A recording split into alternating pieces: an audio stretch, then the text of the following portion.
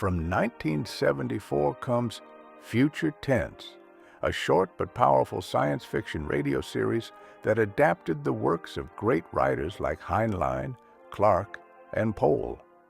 Produced in Minnesota, these broadcasts use sharp sound design and bold storytelling to carry listeners into strange new worlds.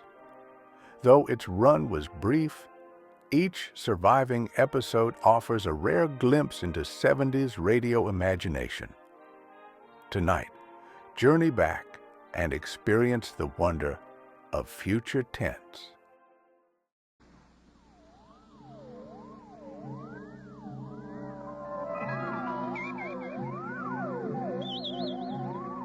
Join us now for a voyage into another dimension. A journey into a realm as infinite and limitless as time itself. Our destination, the farthest reaches of the imagination. WMUK Special Projects presents Future Tense.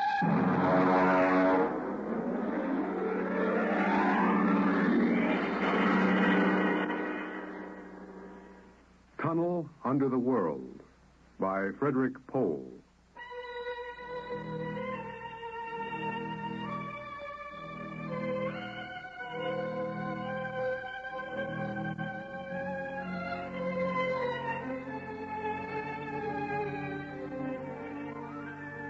On the morning of June 15th, Guy Burkhart woke up screaming.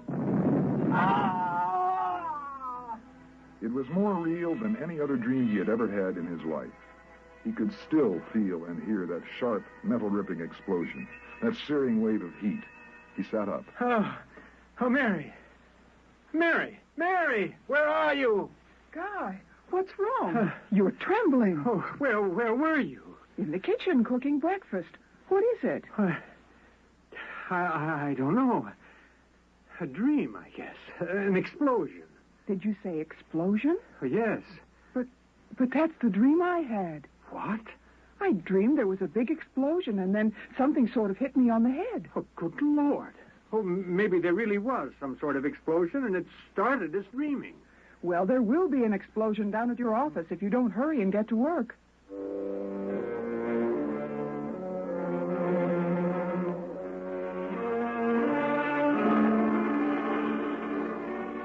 Coming in on the bus, Burkhart watched to see if there was any evidence of an explosion. There wasn't. If anything, the town looked better than ever. The only thing that seemed strange to Burkhart was the fact that none of the usual crowd was on the bus. He was a little relieved when his old pal, Henry Swanson, finally got on. Excuse me. Oh, Henry. Pardon me, sir? Henry, what's the matter with you? It's me, Guy Burkhart. Burkhart? Sorry, I don't believe we've met. What? Well, Henry, for Pete's sake, it's me. If you'll excuse me, this is my stuff. Well, I'll be. How do you like that? Guy Burkhart got off in front of the gigantic Contro Chemical Building and took the elevator to the 98th floor, where he had worked in the accounting department for 12 years. It wasn't until he was almost at his floor that he realized the speaker was not playing the usual commercials. Friends, are you happy with your present home freezer? Of course not. Well, the answer to your problem is the Feckle freezer. Feckle freezers are better freezers. Most wives would do anything for a Feckle freezer. Friends, are you happy with your present home freezer? Good morning, Miss Holmes. Good morning, Mr. Burkhart. Well, new hairdo, I see, huh? Why, yes. Do you like it? Well, it makes a lot of difference in your appearance. Mr. Barth in? No, sir. He had an appointment with Mr. Dorchin of the Human Research Institute. Today? Well, today is the 15th of June. He has to sign the quarterly statement. Said he wouldn't be here. That's mighty peculiar. Yes, sir. Oh, by the way, Miss Holmes, what the devil is a Feckle freezer? A Feckle freezer? The new copy on the elevator commercial. Barth must have landed another account. Feckle freezer. I really don't know, Mr. Burkhart. It's a funny day. Can't quite put my finger on it, but there's something strange going on.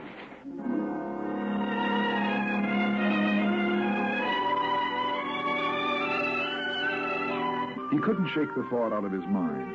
It persisted all through the day and through dinner. He was still brooding as he and Mary got ready for bed. Tired, dear? Hmm? No. Anything wrong? I don't know. Well, I guess I'll get a good night's sleep. Coming? I think I'll sit up and read for a while. Good night, darling. Good night, dear.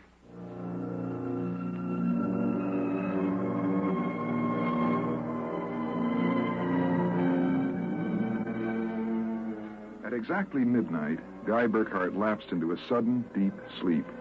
On the following morning, he woke up screaming. Oh, darling, what is it?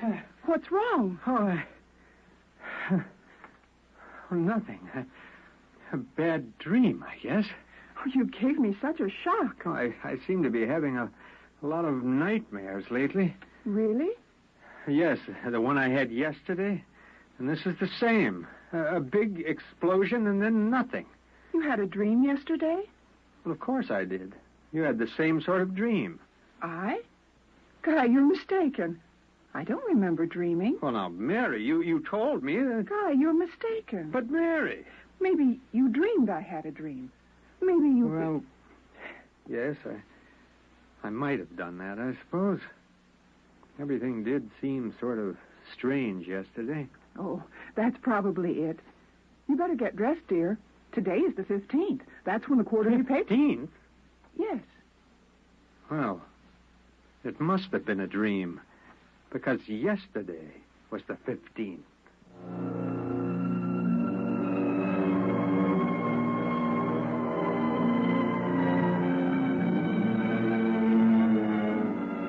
Guy Burkhart got up, dressed, ate breakfast, and took the usual bus to work.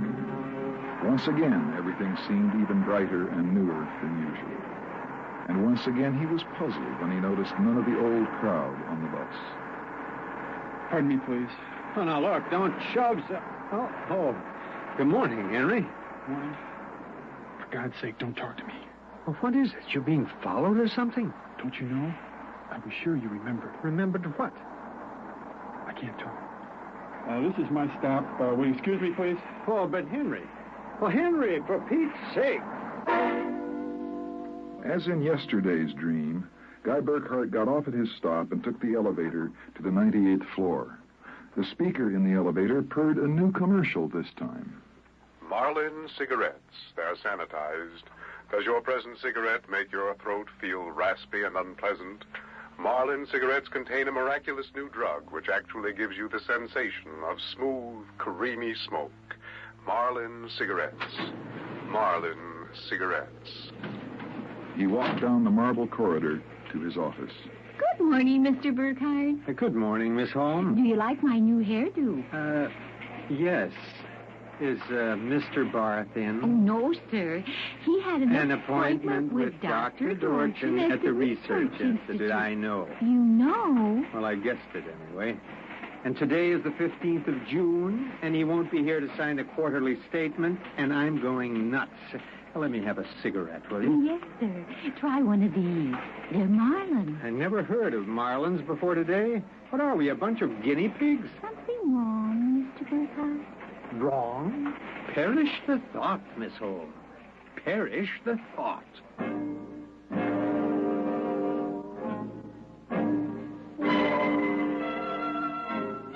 He went to his desk and stared at the mail. Before he opened it, he knew that the factory distributor's envelope contained an order for 12 new electronic computers.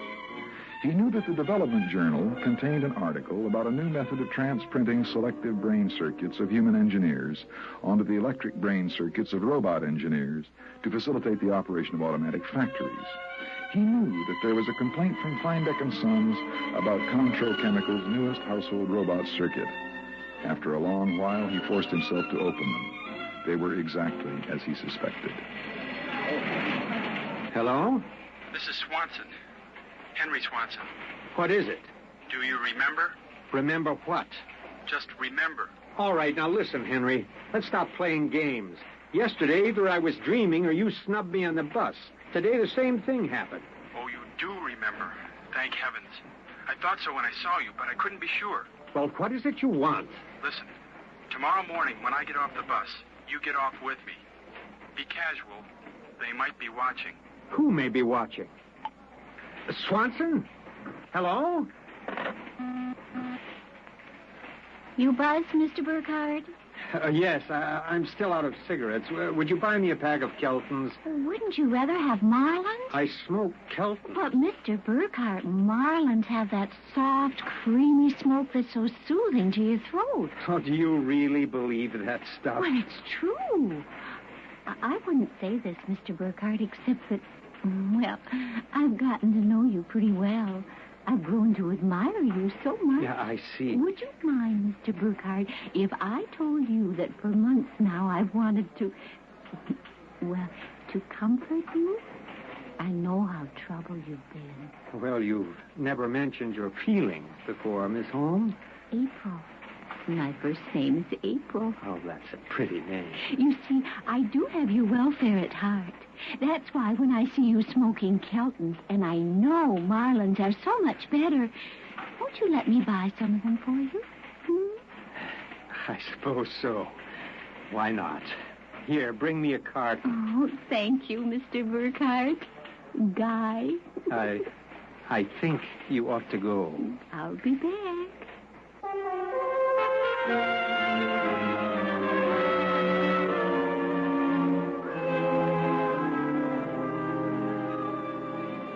There was something wrong.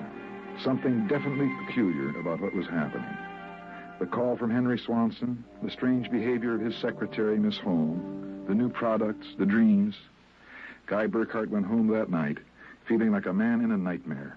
Is that you, dear? Yeah, it's me. Did you have a good day? Oh, fair. Oh, before you sit down, will you go down into the cellar and put in a new fuse? The switch in the hall closet blew out. I shut it off. Okay. Supper will be ready in a minute, so don't start fooling around with that old boat hull you've been building. No, I won't.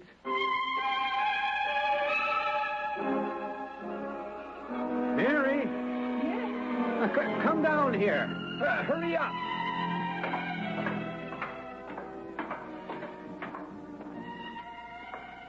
What is it? Well, I don't know. I'm not sure. I was looking for a fuse, and I thought maybe I'd drop one under the boat hull, so I scratched around, and look. Now, let me put the flashlight on here. There. Well? Well, look at the floor. What about the floor? Well, it's supposed to be cement. Well? Well, it's copper. There's a thin layer of cement, but underneath it's metal. Look here. Underneath the concrete. More metal. And here on the wall, you see? Metal. Metal under the floor, behind the wall, every place.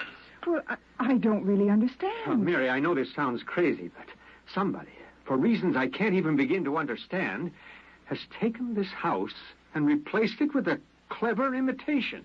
Guy? Mary, I'm going to look around a little more. Your dinner will be ready. You just save it for me. There are a couple of things I've got to figure out.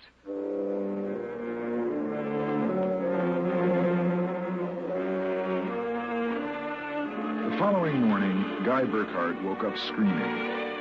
He dragged himself into the kitchen where his wife, Mary, was preparing breakfast, and he discovered that it was still June 15th. Mary, where's the morning paper? Here, dear. Yeah. Mm-hmm. Yeah.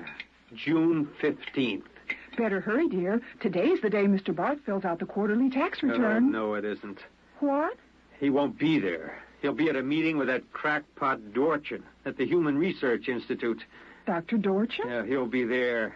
And Miss Holmes will have a new hairdo, and the elevator will be selling some new product, and Swanson will... What about Swanson? Swanson. He said, I wonder if it's going to be the same today, or if... Guy, what in the world are you talking about? Nothing. Never mind.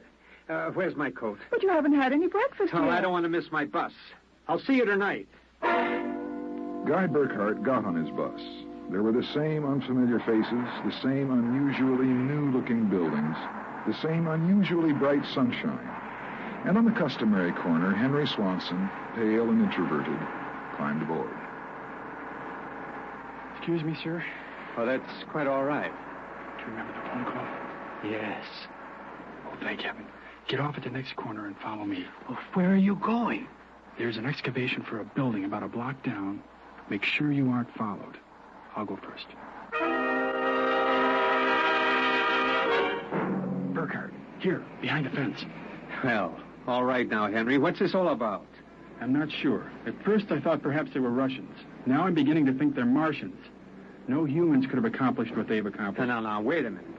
Start from the beginning, Henry. What's going on? Look, Burkhardt, peculiar things have been happening to you, right? Oh, yes. A lot of your friends are missing. Your house seems changed. Yes, and something stranger than that. The date. Today is June 15th. Yet I could swear yesterday was June 15th and the day before that. You've got it, friend. It's always June 15th, and you and I are the only ones who know it. But why, Henry? How? I'm not sure. I think it's some sort of mass hypnosis or something. Oh, but why doesn't it work for us? My wife, Mary, doesn't remember a thing. Somehow, when it happened, they missed us. We were protected from the full force of the rays or whatever they used. Burkhardt, where were you on the night of the 14th? About midnight. Let's see. It was Sunday night, huh? Yes. I was down in the cellar under the boat I'm building. I was in my dark room developing some pictures. Well, this just doesn't make any sense to me. Russians, Martians, what makes you think that? I've seen them. Where? At the end of the tunnel. What tunnel? The one they built into the city. A tunnel under the city? Yes, it's made of copper or some alloy. Copper? Now, wait a minute. I found a copper layer under my cellar floor last night. So did I. That's how I discovered it. I found a way to get in, too. It's at the bottom of this excavation. Great Scott. Henry, why don't we tell the police? We can't trust them. Even the police may be Martians in disguise. Oh, come on now. You're being over-dramatic. Oh, am I? Well, you just come with me. Where? Into the tunnel. I'll show you.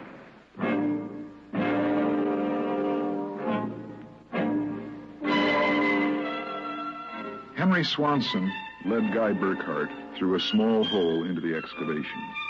There, he removed a cutout piece of metallic substance, and they crawled into a dimly lighted tunnel.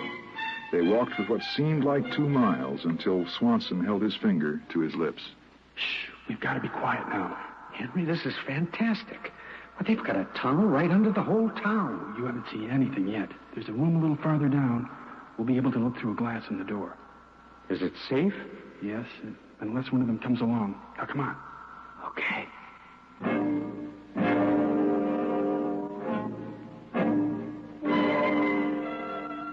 Here, Burkhardt, look through the glass.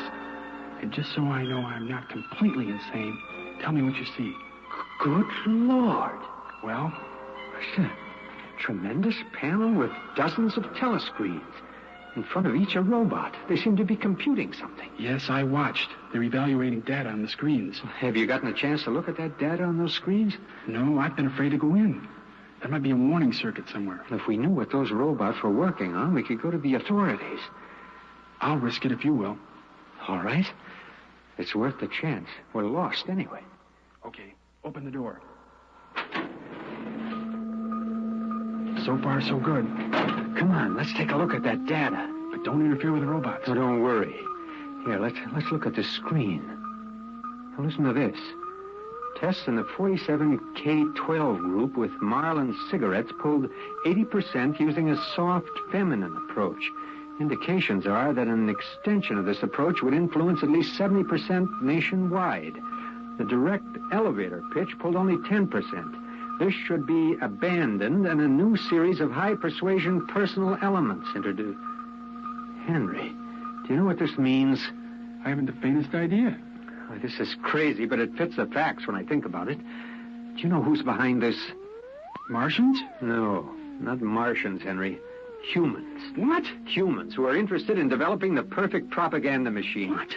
I don't know who they are or how they've done it, but somehow they've taken over the city. Hypnosis? Hypnosis, drugs, maybe some kind of ray or something. However they do it, what happens is that they let us live through a single day. And during that day, they pour all kinds of suggestions and propaganda into us. And at the end of the day, they evaluate the results to see how we've reacted. And then at midnight, they wash the day out of our minds, and the next morning we start the same day over again with different stimuli. Do you know what that means, Henry? Suppose one man learned how to influence people 100%. Why, in a year, he could sell us anything from freezers to political candidates. Wait a minute. Now, we're guinea pigs, Henry. This whole community is one big test tube for Dorchin's propaganda research. What do we do? I don't know. But somehow we've got to get out of this town and get to the FBI. Do you think we can? Well, it's worth a try. Come on. Wait. Huh? What is it? Look, through the door. There's someone coming down the tunnel. Hey, we've got to hide. Behind the circuit box. Shh. Good Lord. It's Dorchin, the head of the Research Institute. Quiet. All right, Burkhardt, come out. We know you're in this room. Miss Holmes has informed us that you remember. I must warn you that it's useless to buck us. Come out peacefully. Let our maintenance crew adjust you properly so that you don't remember from one experiment to the next. It will be quite painless. If you don't come out peacefully, we'll have to get you. Henry, take this wrench. When I give the word, jump him. But he might be armed. We have nothing to lose. Very well, I'm coming after you. Now! I killed him. Now, wait. Get his coat unbuttoned. Hear if his heart's still beating. Henry? What is it? What's wrong? Look. Underneath his coat. Heaven help us. He's a robot. A humanoid robot designed to look like Dorchin. Come on, let's get out of here. Wait. What's that? It's a loudspeaker. I told you it was useless, gentlemen. Who are you? Dorchin, naturally. The real Dr. Dorchin. What are you trying to do to us? Mainly trying to prevent you from damaging my experiment, gentlemen. You can't get away with this, Dorchin. Sooner or later, somebody is going to get wind of this madness. Really, Burkhardt, you're quite naive. Now, why not be reasonable and let the maintenance crews adjust you? And if I refuse, I suppose you'll kill me. That will be quite impossible. Oh? You see, Burkhardt, you're already dead. Dead? You're shocked? It's quite true. You and everyone else in this town were killed by a premature atomic blast. The blast occurred at 7 a.m. on June 15th. That's the last thing imprinted on your minds. That's why you wake up screaming each morning. No, it isn't true. But it is. What I and my associates did was take the brain circuits from your dead bodies, store them in electrochemical batteries until we had a chance to rebuild the cities and begin our tests. Do you think I believe a fantastic tale like that? I imagine you find it incredible. Of course, we didn't rebuild everything exactly. After all, it only had to last over a single day, June 15th. At midnight, we turn off the power and wash out the memory of the day. You and your friend Swanson, unfortunately, have defective circuits. You remember. Burkhardt, it's no use. We're trapped. Give up. Not me. But what can we do? We can make a run for it down the tunnel. Come on.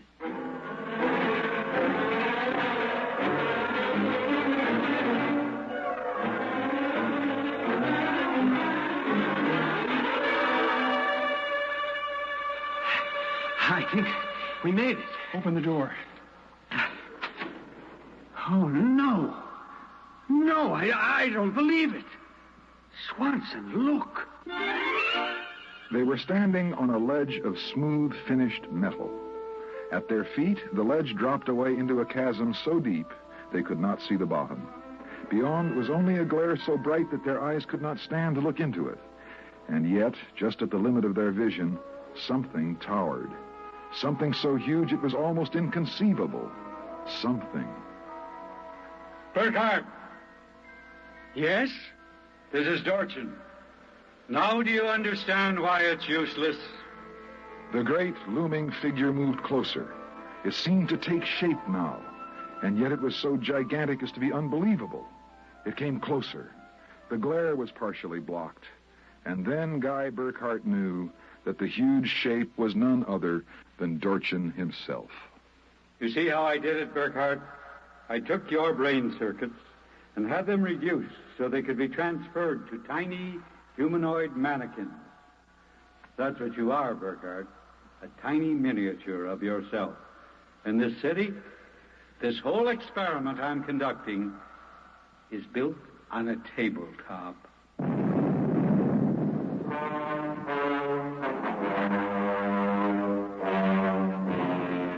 It was the morning of June 15th, and Guy Burkhardt woke up out of a dream.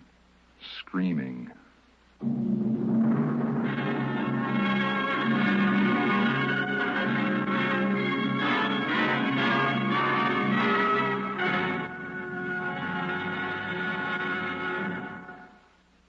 WMUK Special Projects has presented Tunnel Under the World, a story by Frederick Pohl, adapted for radio by George Lefferts. Featured in our cast were Mark Spink as Guy Burkhardt, Ruth Heinig as his wife Mary, Dick Atwell as Henry Swanson, Peg Small as the persuasive Miss Holm, and Richard Niesick as the evil Dr. Dorchin. Our narrator was John Phillips. Future Tense is produced and directed by Ellie Siegel.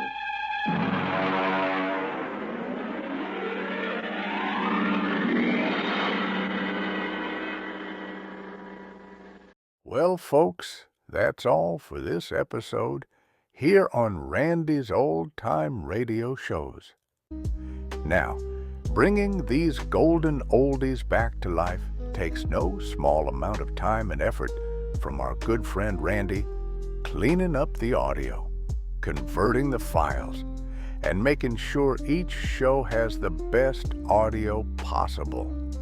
If you've enjoyed the program and you'd like to help keep these classics on the airwaves night after night, why not consider a small donation? Every penny goes straight to supporting Randy's work and helping this channel stay on the air. You'll find the links down in the description below.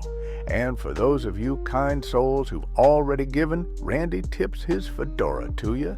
Your support truly keeps this old radio spirit alive. Thanks ever so much.